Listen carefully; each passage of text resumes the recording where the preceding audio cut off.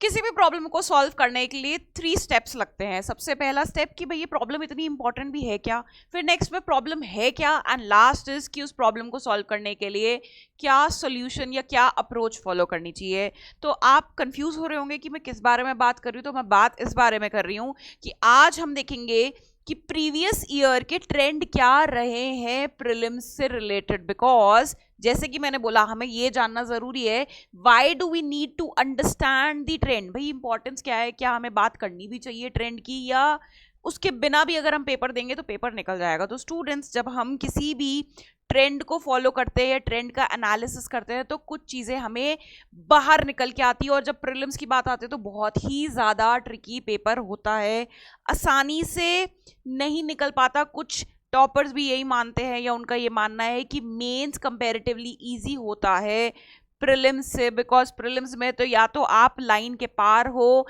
या लाइन के अंदर हो। सो बेसिकली अगर हम देखें ट्रेंड एनालिसिस, बेसिकली हमें करना क्या है, to understand the changing nature of the exam. कुछ कुछ ऐसी चीज़ें होती है जिसमें हर साल ट्वीकिंग चलती है। अगर आप उन नुआंसेस को पकड़ लोगे तो आपके लिए जो ये अनप्रिडिक्टेबल पेपर है, UP stands for unpredictability only, तो ये जो अनप्रिडिक्टेबिलिटी है ना, ये एलिमेंट थोड़ा कम हो जाएगा। आप थोड़ा सा प्रिडिक्ट कर पाओगे। मैं ये नहीं कह रही हूँ कि आपको एग्जैक्टली क्वेश्चंस पता होंगे, आपको थीम्स पता होंगी, या मे बी आपको पता होगा कि ठीक है अगर कुछ भी गड़बड़ हुई तो वो इस एरिया या इस स्फीयर के बाद नहीं, बाहर नहीं होगी। So to understand the changing nature of the exam, to understand how can we mould our preparation. अब प्रिपरेशन मोल्ड तभी तो कर पाओगे जब आपको पता होगा कि किस बेसिस पे या किस आधार पे हमको जो प्रिपरेशन है वो करनी है, क्या ट्रेंड्स रहे हैं, क्या सब्जेक्ट्स ऊपर नीचे रहते हैं, या सारे सब्जेक्ट्स को इक्वल इंपॉर्टेंस दी जाती है, कितनी इंपॉर्टेंस करंट अफेयर्स को देनी है, या हमें बेसिक्स भी पकड़ लें अपने तो भी पेपर निकल जाएगा। एंड लास्ट जो है, to understand the importance of current affairs in the preparation. I really do not understand, I really fail to understand बच्चे क्यों करंट अफेयर्स के पीछे इतना भागते हैं कि वो अपनी बेसिक बुक्स, आप पहले अपना बेसिक्स तो स्ट्रॉन्ग कर लीजिए। तो आज मैं आपको बताऊंगी कि क्या ट्रेंड्स रहे हैं, सो दैट अभी भी टाइम है आपके प्रीलिम्स 2023 के लिए। आप अपनी प्रिपरेशन को, अभी भी कुछ बिगड़ा नहीं है, अपना सॉर्ट आउट कर सकते हो, सो दैट आपका पेपर एक बार में निकल जाए। ठीक है जी। तो why do we need to talk about the trends हमने देख लिया। सो सबसे पहला ट्रेंड नंबर 1 देखते हैं। हमने देख लिया क्यों बात करनी है, अब देख लेते हैं कि प्रॉब्लम एक्चुअली है क्या।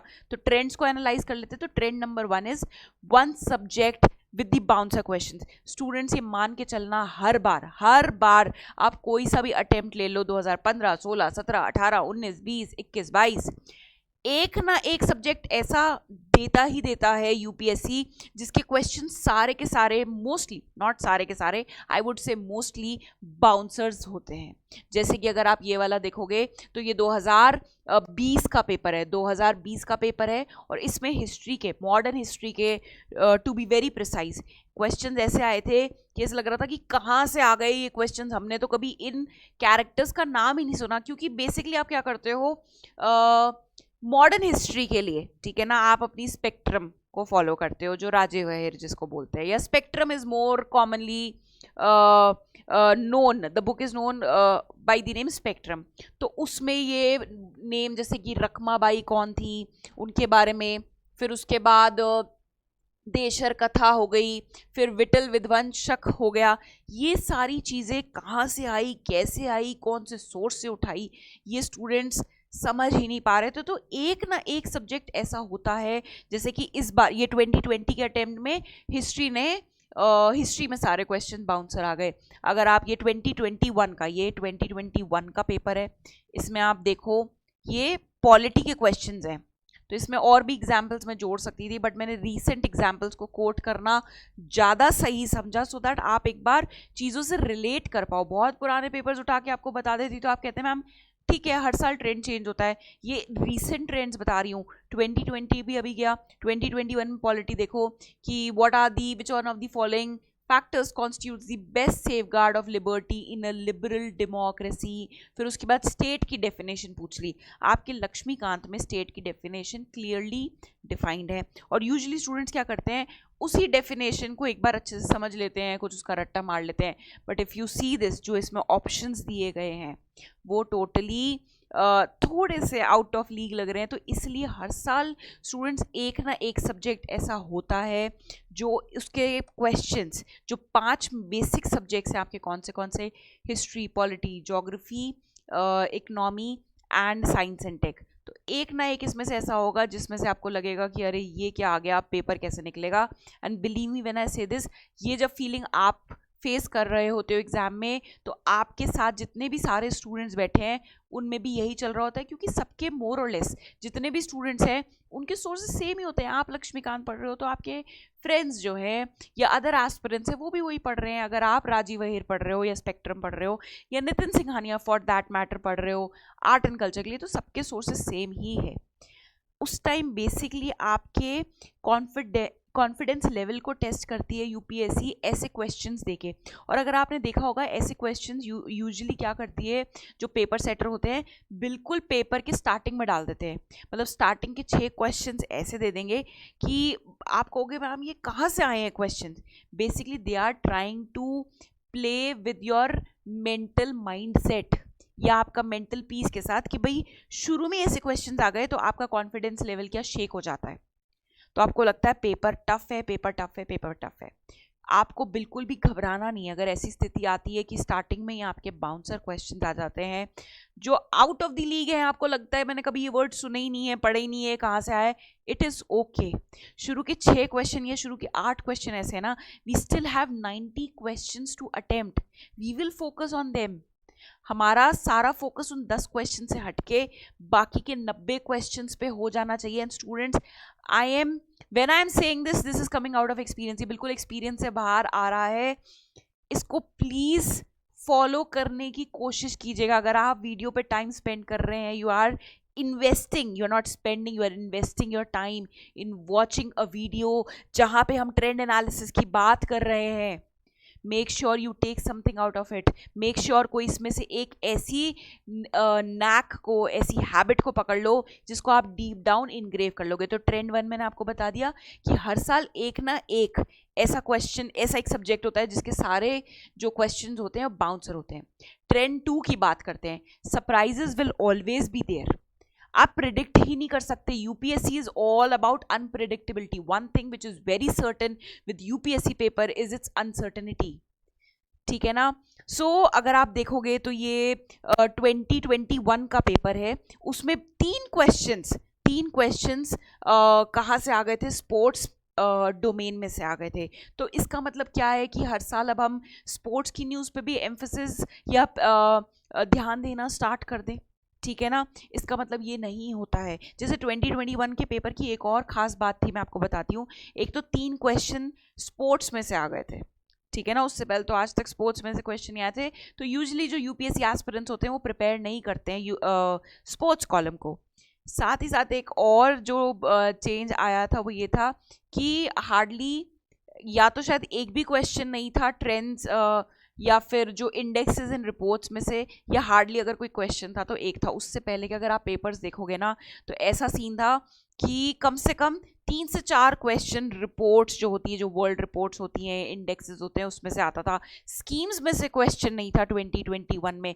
तो क्या हम इससे ये कंक्लूड कर लें कि हमको जो स्कीम्स हैं अगर इस साल नहीं पूछी है, ट्रेंड्स नहीं पूछे, रिपोर्ट्स नहीं पूछी, इंडेक्सेस नहीं पूछे, उनको अगले साल से प्रिपेयर ना करें। और जो नया एक पैटर्न स्टैब्लिश हुआ है दैट इज़ कि स्पोर्ट्स में से 3 क्वेश्चन आ गए डायरेक्टली, उन पे हमें फोकस कर देना चाहिए। क्या हमें अपने ट्रेडिशनल पैटर्न को छोड़ के गियर्स हमारे चेंज कर लेने चाहिए? नहीं, बिल्कुल ऐसा नहीं है।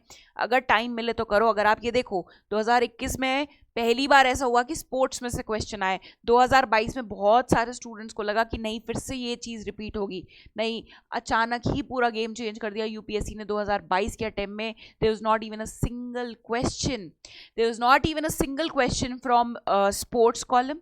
और एक नए पैटर्न के साथ यूपीएससी इवॉल्व हुआ। यूपीएससी ने क्वेश्चंस डाले that is only 1 pair, only 2 pair, only 3 pair. मतलब आप इसमें से आपको बताना होगा कि कितने पेयर्स इसमें से सही हैं। तो अगर आप ये देखोगे कंट्री लिखा हुआ है एंड सामने लिखी हुई है news, why these country were in news. तो बेसिकली आपको बताना है कि इसमें से कितने पेयर्स सही है। तो यूजुअली अभी तक हम क्या करते थे, ऐसे क्वेश्चंस में से एलिमिनेशन टेक्निक अप्लाई करते थे, क्योंकि यहाँ पे यूजुअली लिखा हुआ था ओनली 1 इज करेक्ट, या 1 and 3 इज करेक्ट, या all of them is correct, या none of the above is correct. तो इससे क्या होता था, एलिमिनेट करना आसान हो जाता था। एटलीस्ट आप 50-50 तक तो पहुंच ही जाते थे। 50-50 का मतलब आप 2 ऑप्शंस को एलिमिनेट कर देते थे। बट ये एक नया पैटर्न इवॉल्व हुआ एंड 2022 का जो प्रीलिम्स पेपर था उसमें कम से कम 5 से 6 क्वेश्चंस ऐसे थे जिसका फॉर्मेट था only 1 pair, only 2 pair, only 3 pairs, या ऑल दी 4 पेयर्स। तो अगेन मैं ये कह रही हूँ कि ठीक है, अच्छी बात है कि आप अनसर्टेनिटी के लिए भी प्रिपेयर्ड हैं, you have embrace that, but again I am saying एकदम से अपने प्रिपरेशन पैटर्न को ऑल टुगेदर चेंज मत कीजिएगा। जो आपके साथ, बिलीव मी ऑन दिस, आपके साथ जो हो रहा है वही सेम फीलिंग बाकी जितने भी एस्पिरेंट्स हैं उनके भी ऊपर वही बीत रहा होता है, वही फीलिंग से वो निकल रहे होते हैं। बस वो आगे निकल जाता है रेस में से जो अपने मटेरियल पे, अपने अपने पढ़ाई के तरीके पे कॉन्फिडेंट रहते हैं उस टाइम भी, एंड वो बिल्कुल भी शेक नहीं होते कि ठीक है कोई बात नहीं, एक नया तरीके से ही तो क्वेश्चन को पूछा है, इन्फॉर्मेशन तो वही है। ये जो सारे जो रिजर्वॉयर्स एंड स्टेट्स, क्या ये आपने नहीं पढ़े हैं? ये जो कंट्रीज इन न्यूज़ थी, क्या ये आपने नहीं पढ़ी है? बस क्वेश्चन पूछने का तरीका उन्होंने बदल दिया है, इन्फॉर्मेशन भी वही है, करंट अफेयर्स भी वही की वही है। तो ये ट्रेंड 2 है कि भाई सरप्राइजेस हर साल मिलेंगे आपको।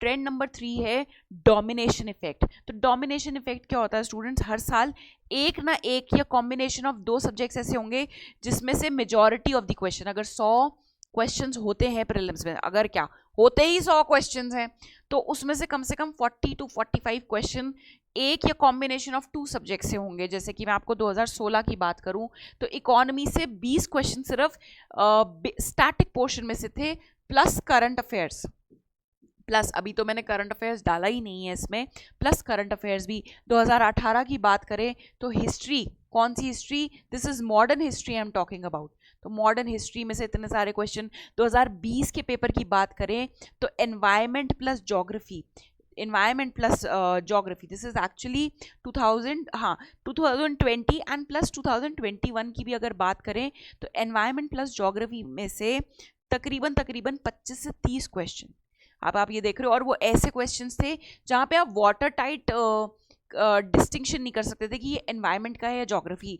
सम क्वेश्चन प्रॉपर एनवायरनमेंट में से थे, कुछ पूरे ज्योग्राफी में से थे, एंड कुछ ऐसे क्वेश्चंस थे जो ब्लेंडेड थे, आपको एनवायरनमेंट की नॉलेज प्लस ज्योग्राफी की नॉलेज प्लस इकोलॉजी की नॉलेज, इकोलॉजी पढ़ते हो आप, उसकी नॉलेज को यूज करना पड़ेगा टू क्रैक दोज 30 to 35 क्वेश्चंस।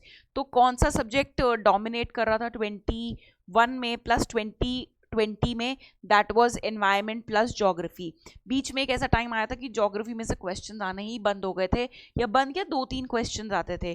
तो again what I am saying is, क्या आपको उसके बेसिस पे अपने गियर्स चेंज करने चाहिए? नहीं, आपके जो 5 सब्जेक्ट्स हैं, विच इज़ अगेन मैं आपको रिपीट कर देती हूँ, हिस्ट्री, एंड हिस्ट्री में सारे जैसे मॉडर्न हिस्ट्री, आपका आर्ट एंड कल्चर, आपका मेडिवल एंड एंशिएंट, प्लस आपका इकोनॉमी, आपका polity, geography, environment, science and tech, ये आपको तैयार करने ही करने हैं इस तरीके से, इस मेंटालिटी से कि भाई सारे के सारे ये मेजॉरिटी क्वेश्चन इस 5 एरिना या एरिया में से आएंगे, तभी आप सक्सीड कर पाओगे इस प्रीलिम्स के पेपर को। अदरवाइज वो विशियस साइकिल में फंसे रहोगे कि प्रीलिम्स ही नहीं निकल रहा, मेंस को पढ़ के क्या करें या ऑप्शनल को पढ़ के क्या करें। एंड अगर 2021 की बात करें तो 19 क्वेश्चन आए थे हमारे पॉलिटी में से सिर्फ। अब आप ये देख लीजिए 100 क्वेश्चन, उसमें से 19 क्वेश्चन। मान लीजिए कोई ऐसा स्टूडेंट है जिसको पॉलिटी नहीं समझ आती या इतना नहीं मन करता पॉलिटी पढ़ने का, वो छोड़ के कि बाकी क्वेश्चन देख लेंगे, पॉलिटी में से कौन सा कुछ ज़्यादा क्वेश्चन आते हैं। अब आप ये देखो 100 में से 20 या 19 क्वेश्चन तो आपके डायरेक्टली 20% आपका पेपर पॉलिटी से आ गया। अब आप अफोर्ड ही नहीं कर सकते कि उनको छोड़ दो वहाँ पे या अटेम्प्ट ना करो, राइट? तो trend number 3 is domination effect of a subject, so which brings us to the conclusion कि सारे जो हमारे सब्जेक्ट्स हैं इनको इक्वल, जो 5 कोर सब्जेक्ट्स हैं उनको इक्वल इंपॉर्टेंस देनी है। And last the trend number 4 is the falling cut off. अच्छा, so should you be worried कि हमको कट ऑफ बढ़ रहा है या डिक्रीज हो रहा है, क्या इसके बारे में आपको दिमाग लगाना चाहिए। तो मेरा क्वेश्चन आप सबसे ये है कि अगर आप सोच भी लो, मान लो अगर आपने प्रेडिक्ट कर भी ली एग्जाम से पहले, तो will it make a difference on your result कि आपका पेपर कैसा हो रहा है। मान लीजिए आप इस माइंडसेट से गए कि जो कट ऑफ है, अब वो कुछ टाइम से अगर आप ट्रेंड देखो 98, 98, 92, 87, उससे पहले कट ऑफ 100 प्लस जाती थी, 105, 116, 107, बट लास्ट 3-4 साल से जो कट ऑफ है वो डिक्लाइन कर रही है। क्या इससे आपकी प्रिपरेशन या आपका पेपर अटेम्प्ट करने का तरीका बदल जाएगा? क्या आप इससे कम क्वेश्चन अटेम्प्ट करके आओगे, या आपका पेपर इजी हो जाएगा ये सोचने से? तो ये जो सोच है इसको बिल्कुल साइड कर दीजिए। आपको इसी तरीके से देना है पेपर कि हमको एटलीस्ट 110 नंबर स्कोर करने ही करने हैं, कि इन केस मार्क्स या कट ऑफ ऊपर नीचे हो जाए, still we are able to clear the prelims cut of.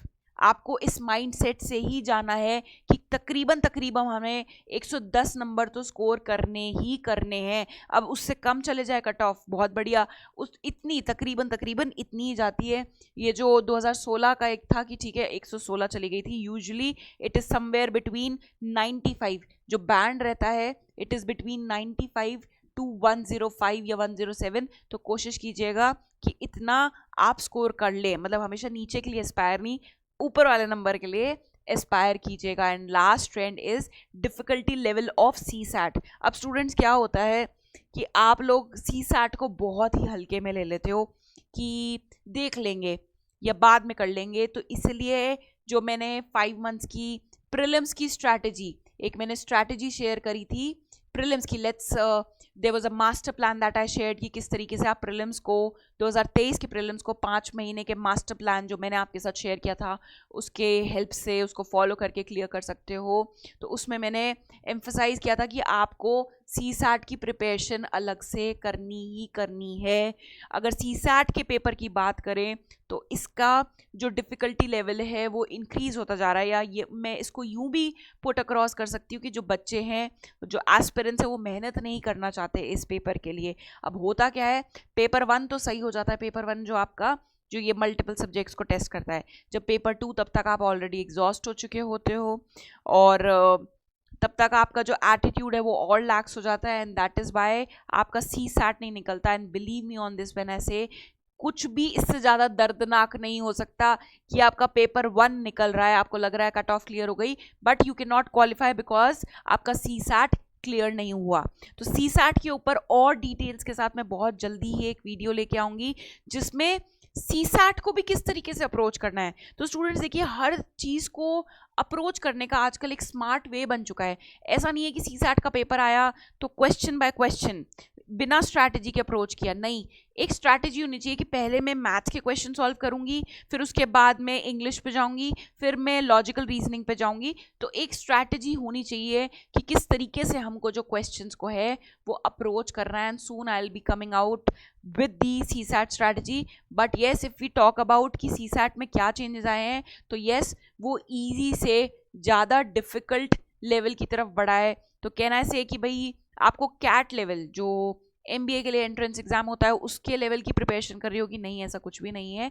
But yes, बिना आपके मॉक टेस्ट दिए या प्रीवियस ईयर क्वेश्चन दिए, बिना प्रैक्टिस किए, बिना अगर आप जा रहे हो, आप नहीं कर पाओगे। एंड अगर आप ये देखो कितने से नंबर की मेहनत करनी है, सिर्फ 33%, सिर्फ 33% स्कोर करना है, जो वो कहते हैं ना पासिंग मार्क्स। तो बस उतना सा स्कोर करना है आपको। So that was the trend number 5 कि जो सी सैट है वो डिफ़िकल्ट होता जा रहा है। Now how many questions we should attempt. अब हमने देख लिया कि भाई ट्रेंड ये है, ये 5 मेजर ट्रेंड थे हमारे। अब हम करें तो करें क्या, कितने क्वेश्चन अटेम्प्ट करें, what is the ideal number of question. Students, अगर आप मेरे एक्सपीरियंस, जब मैं मॉक टेस्ट भी देती थी अपने प्रिपरेशन के दौरान, अगर मुझे पेपर का लेवल ईजी लग रहा है तो आपको 70 to 80 क्वेश्चंस, आप 83, 84 तक भी जा सकते हो, बट इससे ज़्यादा नहीं जाना, क्योंकि आपके नेगेटिव टेरिटरी, मतलब आपके नेगेटिव स्कोरिंग के चांसेस ज़्यादा बढ़ जाएंगे।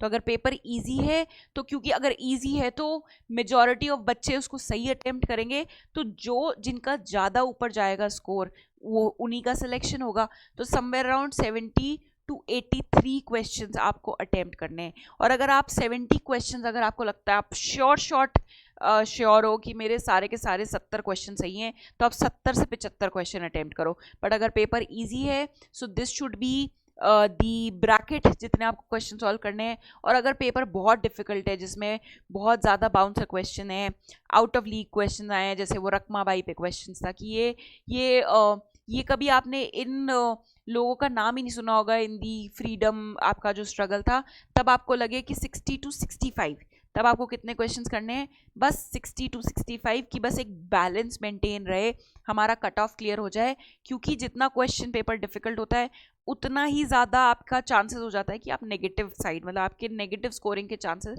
ज़्यादा बढ़ जाते हैं। तो 60 to 65 क्वेश्चंस जो हैं वो अटेम्प्ट करने हैं। लास्ट में प्रॉब्लम को टैकल कैसे करें, हमने ये बात कर ली कि ये प्रॉब्लम कितनी इंपॉर्टेंट है, इसके बारे में हम क्यों बात कर रहे हैं। फिर प्रॉब्लम है क्या, बेसिकली प्रॉब्लम नहीं, बेसिकली हमने ट्रेंड्स देख लिए कि क्या ट्रेंड्स हैं, इनको कंसिडर, इनको माइंड में रखते हुए हमको अपनी जो प्रिपरेशन स्ट्रैटेजी है वो डिवाइस करनी है। अब how to tackle this problem, basically solution, stick to basic books.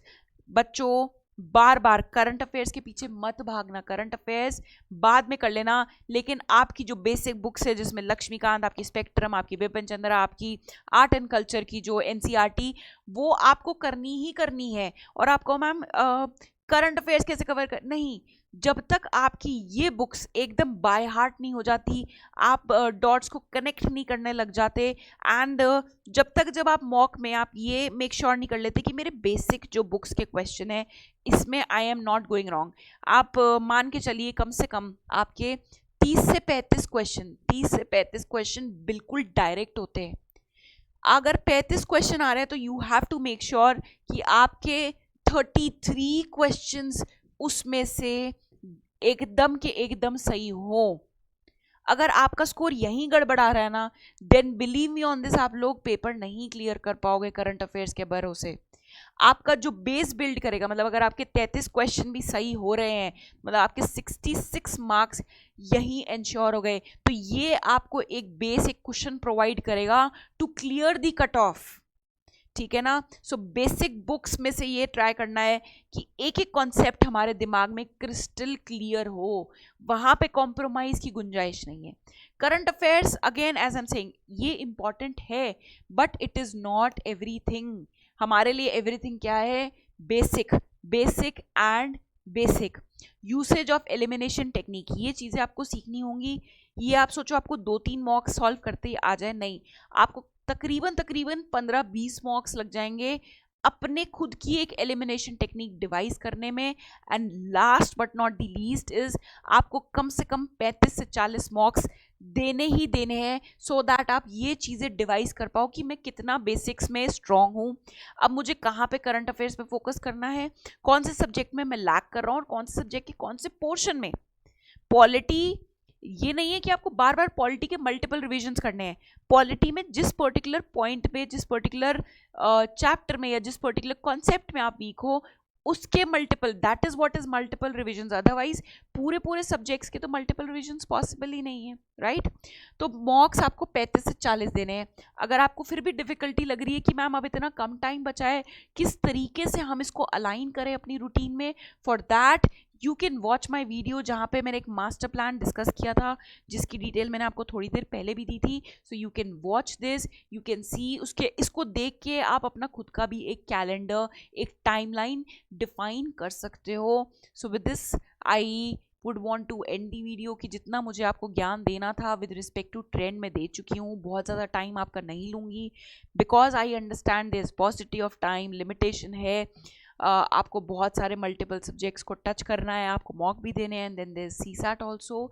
So signing off for the day and wishing you all the best with every ounce of blessing that I can. So signing off, Nanki Baveja from UPSC Wala. Thank you so much.